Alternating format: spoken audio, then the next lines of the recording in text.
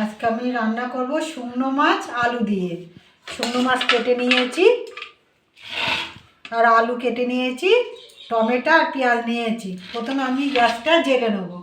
Gas জেলে কড়া বসিয়ে দিয়েছি আর কড়াতে আমি জল দিয়ে দিয়েছি। জলটা গরম হয়ে গেছে, ফুটে গেছে। আমি মাছগুলো দিয়ে দেবো। মাছগুলো একটু সিদ্ধ করে নেব। সিদ্ধ হয়ে গেছে, আমি এবার নামিয়ে নেব। ঢেলে নিয়েছি, আমি এবার ভালো করে ধুয়ে নেব। ভালো করে ধুয়ে নিয়েছি, আমি এবার লবণ আর হলুদ মাখিয়ে নেব। আগে লবণ দিয়ে দিয়েছি, এবার হলুদ দিয়ে দেবো। ভালো করে মেখে নেব। ভালো করে মেখে নিয়েছি, আমি এবার ভালো করে মেখে নিয়েছি।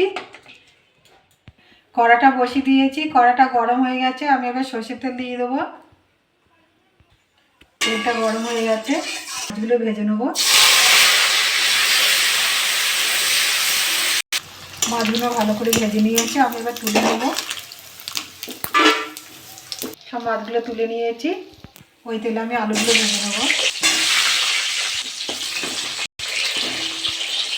লবণ দিয়ে দেবো, হলুদ দিয়ে দেবো, এগুলো ভালো করে ভেজে দেবো। হয়ে গেছে, এবার তুলে নেব। আলুগুলো সব তুলে নিয়েছি। ওই তেলে আমি গোটা জিরে দিয়ে দেবো। যেটা ভাজা হয়ে গেছে, আমি এবার পেঁয়াজ দিয়ে দেবো। পেঁয়াজটা একটু ভেজে নেব। পেঁয়াজটা ভালো করে ভেজে নিয়েছি। আদা রসুন দিয়ে দেবো। 1 চামচ আদা রসুন দিয়েছি, একটু ভেজে নেব। আদা রসুনটা দিয়ে ভালো করে ভেজে নিয়েছি, কাঁচা গন্ধটা চলে গেছে। আমি এবার মশলা দিয়ে দেবো।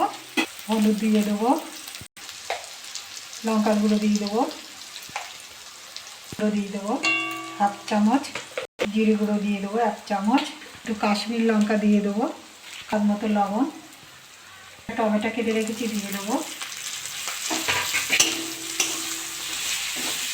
মশলাটা ভালো করে কষে নেবো। আমি একটু জল দিয়ে দেবো। আমি একটা তেজপাতা দিয়ে দেবো, আগে ভুলে গেছি, এখন দিয়ে দেবো। মশলা দিয়ে তেল ছেড়ে গেছে, গ্রেভিটা কি সুন্দর হয়েছে।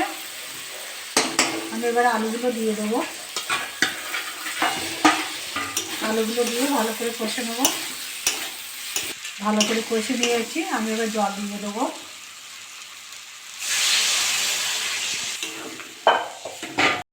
দশ মিনিট আমি ঢাকা দিয়ে রাখবো। 10 মিনিট আমার হয়ে গেছে, আলুগুলো সব সিদ্ধ হয়ে গেছে। এবার দিয়ে দেবো, একটু ঢাকা দিয়ে রাখবো। তরকারিটা আমার হয়ে গেছে। মশলা দেবো, গরম মশলা দিয়ে নেবো।